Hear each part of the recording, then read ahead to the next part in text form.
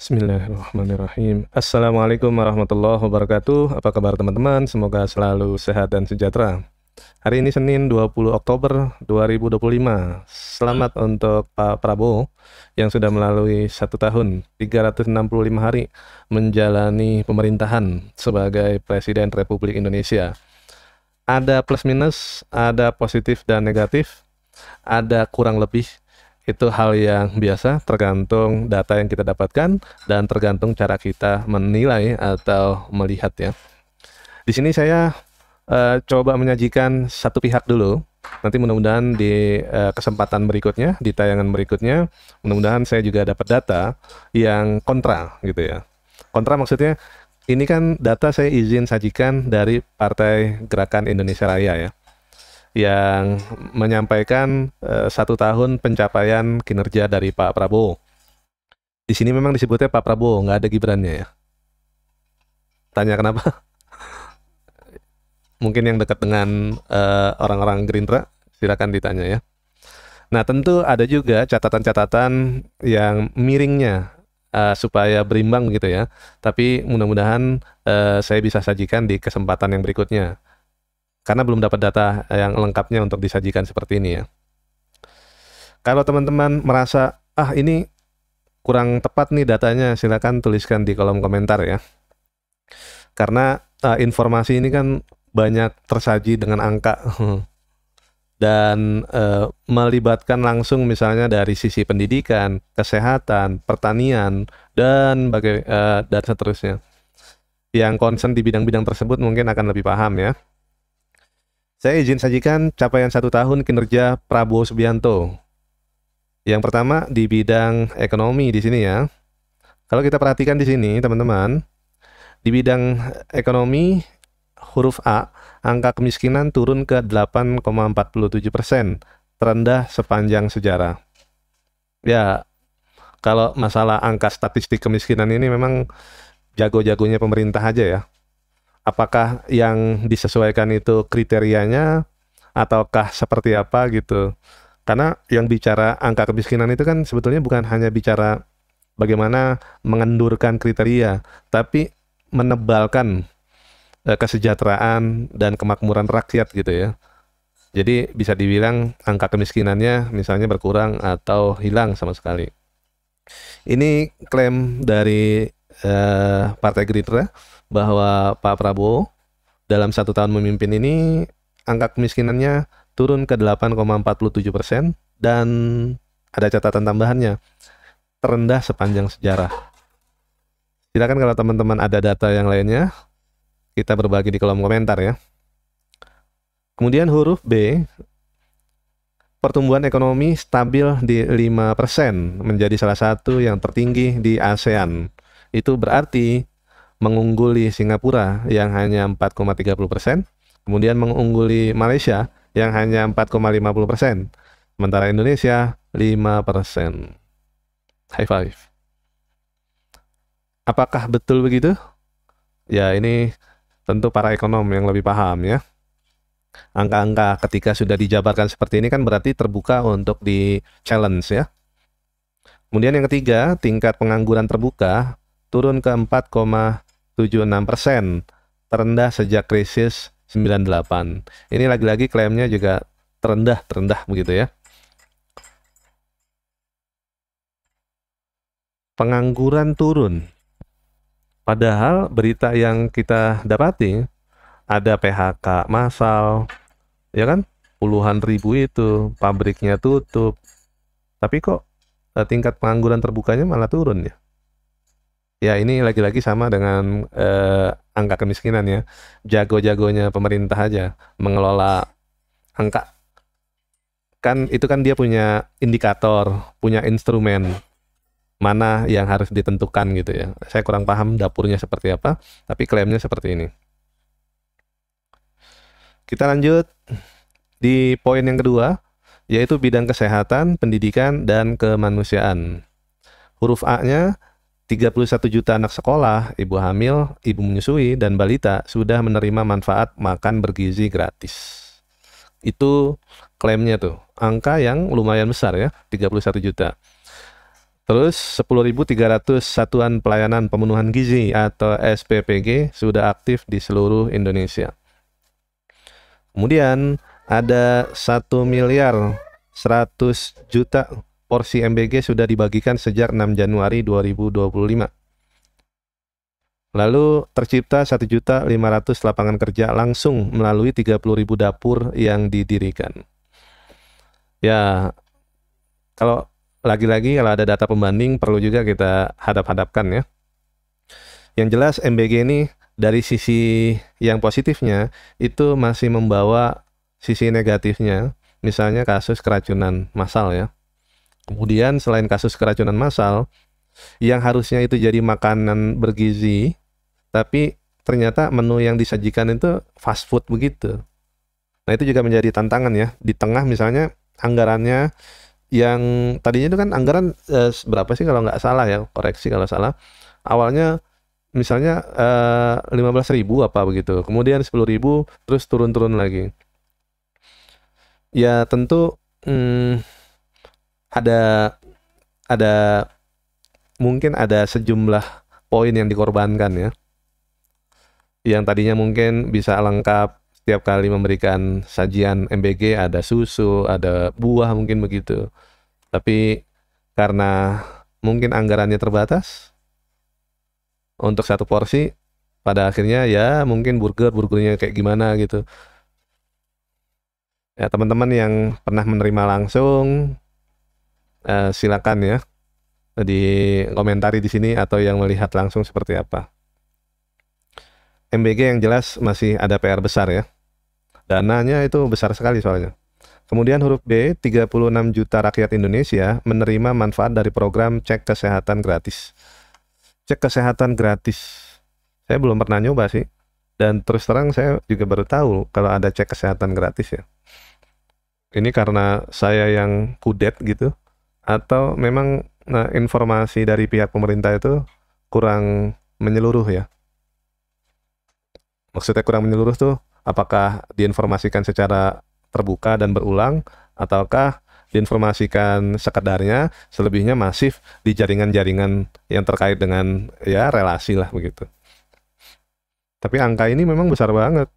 Kalau ada 36 juta itu bayangan saya, beritanya ramai gitu. Oh, di puskesmas ini, oh di misalnya klinik ini atau di rumah sakit ini masyarakat mengantri untuk cek kesehatan gratis gitu. Ramai gitu, kira-kira beritanya viral gitu. Karena angkanya besar, 36 juta. Gitu ya. Lalu poin huruf C, program sekolah rakyat yang sudah beroperasi sebanyak 165 dari 500 sekolah yang ditargetkan. Ini juga salah satu hal yang patut diapresiasi ya. Pak Prabowo ingin anak-anak Indonesia itu dapat mengenyam pendidikan, dan dibangunlah sekolah rakyat gitu ya, kerjasama dengan Kementerian Sosial gitu. Walaupun ada sekolah rakyat, Pak Prabowo kan juga buat sekolah unggulan, yaitu sekolah Garuda ya, tapi sepertinya di sini tak tersaji ya sekolah Garudanya. Kemudian huruf D, merenovasi 16.095 gedung SD, SMP, dan SMA sederajat. Ini angka yang lumayan besar juga ya untuk di awal masa pemerintahannya. Kalau dulu kan kita sering dapati informasi gitu ya, kelas seperti kandang kambing lah, yang nggak layak lah kira-kira begitu, yang temboknya udah mau runtuh, gentengnya yang bocor, macam-macam lah, nggak ada tempat MCK yang layak, air bersihnya minim gitu, dan lain-lain. Ya kalau sekarang dengan anggaran yang udah cukup stabil di 20%, tapi saya kurang tahu ya 20% dari APBN itu apakah nanti terpotong untuk MBG ya. Lalu poin E, waktu tunggu haji dipercepat dari 40 tahun menjadi 26 tahun melalui Kementerian Haji dan penurunan biaya haji. Ini juga patut diapresiasi ya. Dipecah gitu pengelolaan haji yang tadinya include ke dalam Kementerian Agama, tapi selalu atau beberapa kali muncul kasus, terakhir tuh kasus kuota haji di eranya Gus Yakut Khalil Qaumas ya. Pada akhirnya pemerintah memutuskan membuat Kementerian Haji. Kementerian nih ternyata, saya kira bidang ya, tapi dibuat Kementerian Haji. Dan klaimnya itu adalah masa tunggu haji itu dari 40 tahun dipercepat jadi 26 tahun antriannya. Kemudian untuk biayanya katanya akan ditekan lebih murah. Dan masih berkaitan dengan haji di poin F, penyetujuan pembangunan kampung Indonesia di kota Mekah bersama pemerintah Arab Saudi. Ini juga hal yang patut diapresiasi ya, ada kampung Indonesia di Mekah ya. Jadi katanya sih akan menampung sekitar 200 ribuan jamaah ya. Kan kuota yang diberikan oleh pemerintahan Arab Saudi itu 200 ribuan ya untuk jamaah haji. Kalau itu terwujud, ada kemudahan akses ibadah, ada pelayanan terintegrasi khusus, ada peningkatan kenyamanan dan keamanan. Dan ini juga merupakan investasi jangka panjang ya. Yang saya baca beritanya Pak Ruslani ya, Rosan Ruslani itu sudah cek ke TKP ya, udah survei lah ke Mekah sana untuk pembangunan kampung haji. Bagus ya. Lalu poin ketiga nih teman-teman, bidang penciptaan lapangan kerja. Poin A-nya, upah minimum provinsi atau UMP naik sebesar 6,5%. Nah, masalah UMP ini memang ada ini juga ya, ada ya perbedaan pendapat juga ya. Ketika buruh itu membangun komunikasi dengan Presiden Prabowo dan Pak Prabowo melihat ya memang perlu ditingkatkan upah yang layak untuk buruh gitu ya, supaya lebih adil. Tapi juga ada komentar dari LBP ya, dari Pak Luhut. Yang saya baca beritanya itu, jadi kira-kira buruh tuh jangan ngatur-ngatur negara, kira-kira begitulah. Nah, ini salah satu komentar yang nggak tepat ya. Aspirasi, harapan, atau permintaan itu nggak bisa didefinisikan sebagai ngatur-ngatur negara. Apalagi pada masa Pilpres misalnya, ada semacam janji kampanye gitu, atau ada komitmen setelah terpilih jadi presiden gitu. Ya harus terwujud. Kemudian poin B-nya 516.000 lapangan kerja baru tercipta dari program makan bergizi gratis atau MBG melalui Satuan Pelayanan Pemenuhan Gizi. Ini angka yang cukup besar ya. Kemudian C, peningkatan insentif bagi guru. Sempat tarik ulur, katanya waktu kampanye akan diberikan tunjangan guru ditingkatkan, terus setelah itu nggak ada kabarnya, sempat terombang-ambing gitu ya. Dan ini diklaim ada peningkatan insentif bagi guru. Kemudian yang D, untuk pertama kali dalam sejarah, pengemudi ojek online menerima bonus hari raya BHR. Kalau yang saya tahu dari kawan-kawan tuh rata-rata kalau mereka terima itu kan punya syarat-syarat ya. Kalau dia nariknya tiap hari, rutin, rajin gitu, 50.000 kebanyakan yang menerimanya gitu ya. Kalau yang nerimanya 100.000 tuh agak jarang, di atas 100.000 lebih ini lagi, lebih langka lagi gitu ya. Secara umum kalau nariknya tiap hari rutin gitu 50.000. Kemudian poin nomor 4 nih teman-teman, klaim dari pihak Gerindra ya, yang mengusung Pak Prabowo di bidang UMKM dan koperasi. A, sebanyak 67.000 pelaku usaha atau pelaku UMKM, petani dan nelayan kembali mendapatkan akses permodalan ke perbankan. Kalau angka ini betul ya, ini ya dukungan pemerintah, dukungan negara kepada UMKM, kepada petani, kepada nelayan ya. Kemudian poin B-nya, menciptakan program koperasi merah putih sebanyak 81.613 koperasi sudah terbentuk. Ini meringankan beban hidup masyarakat melalui penjualan minyak goreng, LPG, dan pupuk bersubsidi dengan harga eceran tertinggi. Koperasi merah putih itu angkanya juga lumayan besar sama seperti MBG ya. Mudah-mudahan nggak ada penyelewengan tuh ya. Kemudian yang kelima, bidang ketahanan pangan. A, pupuk langsung dari pabrik ke petani. Jadi Pak Prabowo klaimnya ini memangkas 145 aturan subsidi pupuk, 145 aturan distribusi pupuk bersubsidi itu dihapus, jadi langsung diterima ke petani. Itu klaimnya begitu. Kemudian yang B, harga beli gabah naik ke Rp6.500 per kilogram. Lalu poin C, produksi beras nasional tertinggi sepanjang sejarah periode Januari sampai Oktober 2025 mencapai 31 juta ton. Luar biasa ya. Tapi apakah ini disebut swasembada pangan? Kemudian yang D, 100 kampung nelayan merah putih telah dibangun. Nelayan, bahas nelayan ya. Kita review beberapa waktu ke belakang, itu ada kasus pagar laut. Ada pagarnya, kabarnya sayap-sayap hilang, muncul beton gitu ya. Jadi perlindungan kepada nelayan ketika berhadapan dengan oligark, itu memang negara harus turun ya, untuk melindungi rakyatnya tuh. Kemudian yang keenam, bidang pengelolaan aset dan antara. Di sini poin A, menjadi sovereign wealth fund atau dana kekayaan negara terbesar kelima di dunia melalui pengelolaan lebih dari 1 triliun US dollar ya. Koreksi kalau salah ya.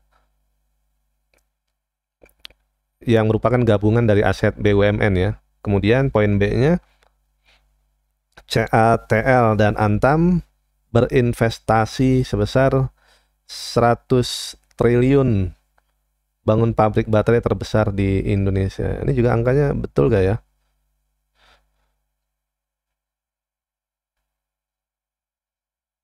Rp100 triliun ya. Tolong koreksi kalau salah. Karena uang-uang besar ini belum pernah ngeliat.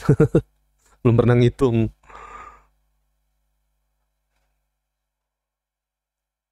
Lalu yang ketujuh, bidang pemberantasan korupsi. A, kasus-kasus korupsi besar akhirnya diungkap dan diproses sesuai dengan hukum yang berlaku, termasuk kasus mafia peradilan, kasus PT Pertamina, kasus CPO, dan penyalahgunaan dana CSR Bank Indonesia dan lain-lain.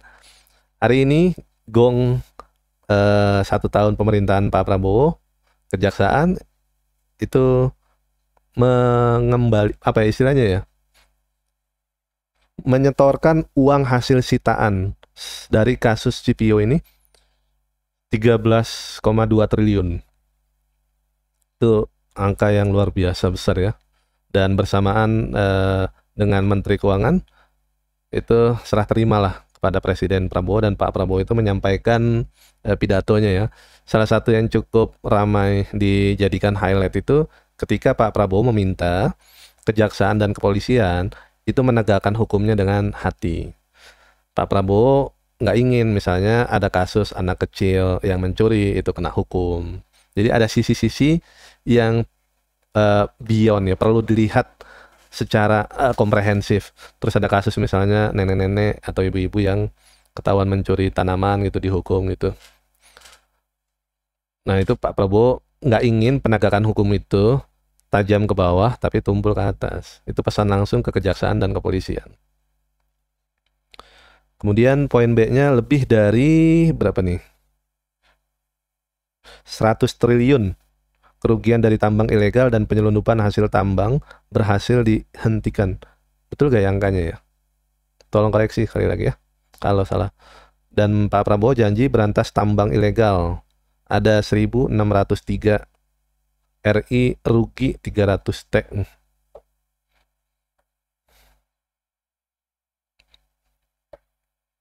Lalu poin C-nya, lebih dari 4 juta hektar kebun sawit dalam kawasan hutan disita dan kini dikuasai oleh negara. Kemudian poin D-nya, lebih dari berapa nih?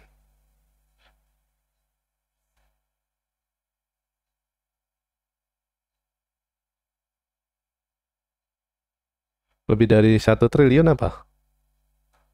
Kerugian negara diselamatkan, atau setelah triliun itu kuadriliun ya. Koreksi kalau salah ya. Kerugian negara diselamatkan dan sebesar 300 triliun anggaran rawan di korupsi dialihkan untuk program-program pro rakyat. Dan yang ke-8, ini dibuatnya unik ya, dengan angka favoritnya Pak Prabowo ya, 8. Bidang pertahanan dan diplomasi. A. 100 batalion teritorial pembangunan baru telah memperkuat pertahanan Indonesia. Kemudian yang B, bangsa Indonesia kembali berperan dalam perdamaian dunia dan kembali terhormat di mata dunia melalui diplomasi bebas aktif dan netralitas. Dan yang C, terlibat dan turut berperan aktif dalam KTT atau konferensi internasional. Jadi Indonesia pertama resmi bergabung dengan BRICS. Ini juga jadi ancaman buat Amerika ya. Kemudian membahas isu-isu global, termasuk perdamaian dunia, keadilan, dan tanggung jawab negara berkembang. Kita masih ingat pidatonya Pak Prabowo ketika mendukung kemerdekaan Palestina ya. Hanya saja ada catatan merah di sana karena mengucapkan memberikan jaminan keamanan juga kepada Israel. Ini satu hal yang banyak dikritik ya di dalam negeri ini. Kemudian 20.000 pasukan perdamaian dari TNI disiapkan oleh Presiden Prabowo untuk akhiri konflik di Gaza, Ukraina, dan daerah lainnya. Terutama di Gaza sih ya. Ya itulah 8 ya dari capaian 1 tahun pemerintahan Prabowo. Nggak ada Gibrannya tuh. Bagaimana menurut teman-teman? Apakah itu sesuai dengan yang dirasakan langsung? Karena angka-angka ini kadang nggak ketemu dengan suasana batin atau realitas kehidupan rakyat kan ya.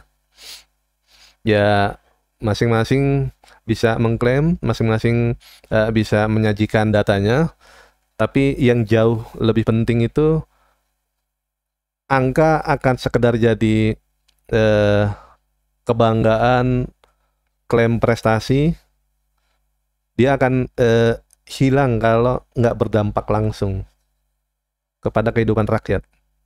Salah satunya misalnya tentang lapangan pekerjaan, angka kemiskinan, pendidikan, kesehatan, dan seterusnya. Itu saja teman-teman ya. Terima kasih yang sudah membersamai. Mohon maaf kalau ada salah. Kalau ada keliru silakan dikoreksi. Wabillahi taufik wal hidayah. Wallahul muwafiq ila aqwamit thoriq. Wassalamualaikum warahmatullahi wabarakatuh.